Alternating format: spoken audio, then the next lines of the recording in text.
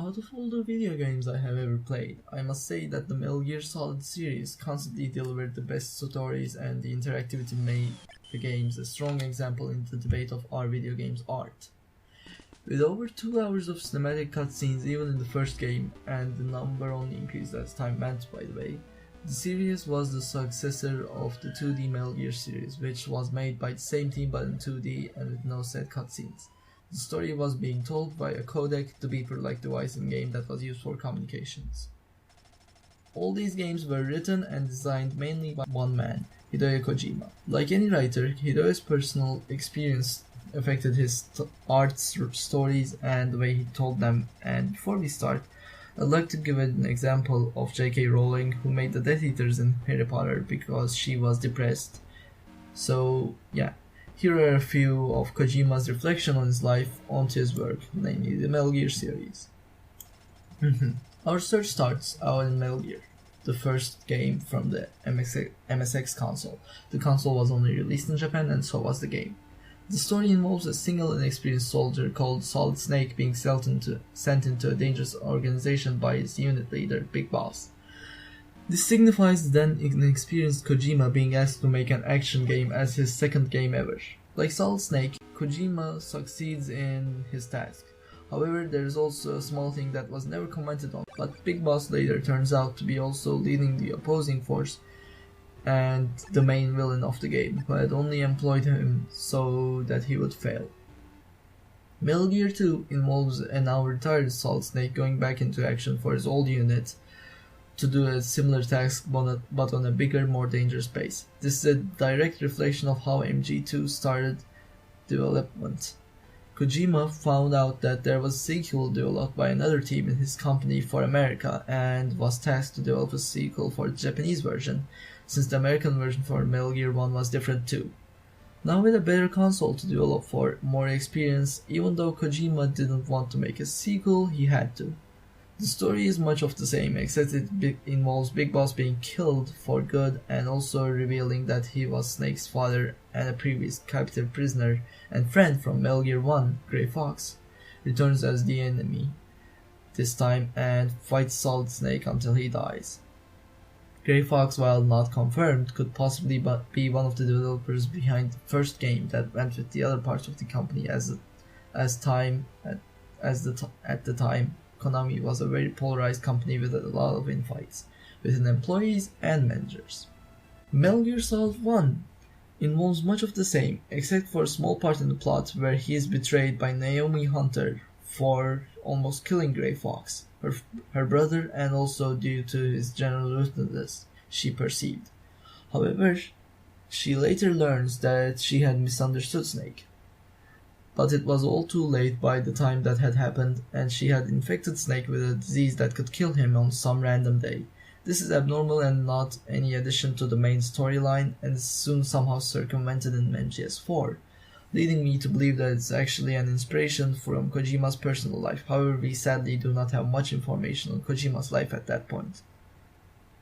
Metal Gear Solid 2, or MGS2, has you playing as Raiden, for the most part, a blonde young operative that's very depressive and has little drive compared to Snake. He has a girlfriend called Rose. Kojima himself states that all the conversations and fights between Raiden and Rose were very much inspired by his own experience with his wife, and the game ends with a marriage proposal, also inspired by Kojima's own experiences. MGS3 has a new Snake as the main character. Naked Snake, later called Big Boss, is a somewhat more naive, happy person and is new at his job. At the very start of the game, we are introduced to his mentor, the Boss. The Boss is a woman who picked up Snake when he was about 15 and taught him all he knew about war and fighting, and they have formed a very tight bond. The Boss somehow turns on the US, however, and Snake is given the task to kill her. She utters about how she let him defeat her to prevent nuclear war, and the mission is the only thing they can believe in. Snake reluctantly shoots her and gets crowned Big Boss. This is very obviously referring to Kojima's mom, who supported his making of video games tremendously and made him start doing it, but upon seeing a bit inside Konami, she didn't want any of it. However, because her son wanted to, she let him do what he was told to, the mission. The pushing out MGS games. Because In all reality, Kojima has wanted to end the saga since MGS2 was released, but the company has always wanted more. Well, in Metal Gear Solid 4, it's more of a movie than a game, and it just connects the character in a weird but acceptable ending for the sake of fan justice, and again forcing from Konami to make another Metal Gear game.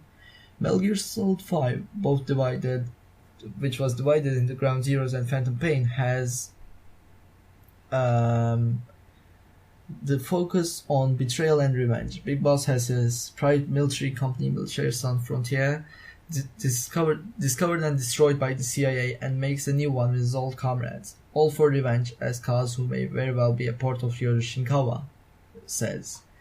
This is very obviously what happened to him at Konami in a Game 4. From being vice president of the entire company in 2011, by the time the Phantom Pain had come out, he was removed from the company entirely because Konami wanted to cut down on their games budget, and an extra horror game that Kojima was also cancelled, and they even didn't let him pick up awards for that his game won. Kojima still won over them by winning the hearts of his fans and getting a new job at Sony, a much larger company, directly after his contract was fully done. So that has been an extra from the entire Metal Gear series on how Kojima's life could have personally affected how the games unfolded. So now we sit and wait for Kojima's new masterpiece with his newfound freedom of not being forced into making yet another Metal Gear game. Thank you for listening, I hope you enjoyed this video.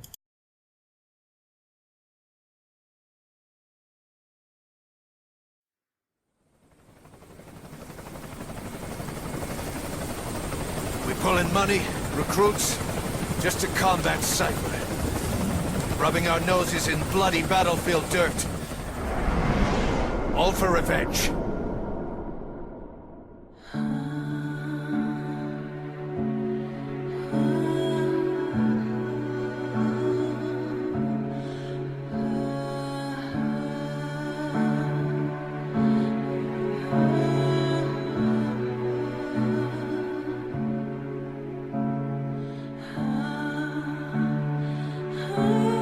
We have no nation, no philosophy, no ideology.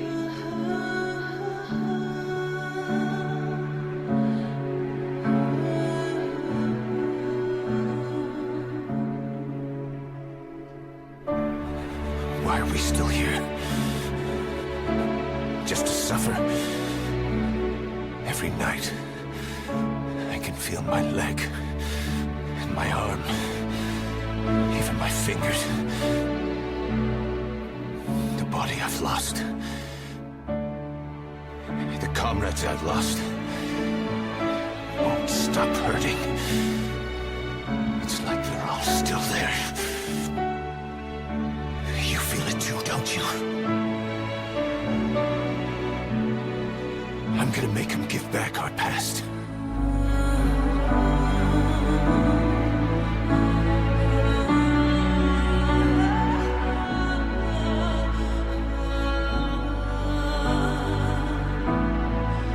We are soldiers without borders, our purpose defined by the era we live in.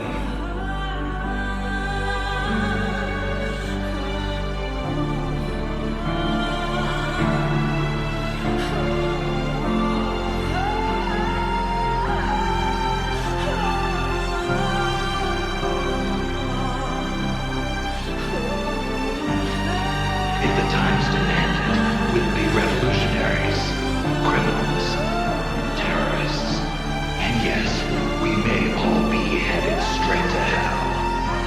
But what better place for us than this? It is our only hope.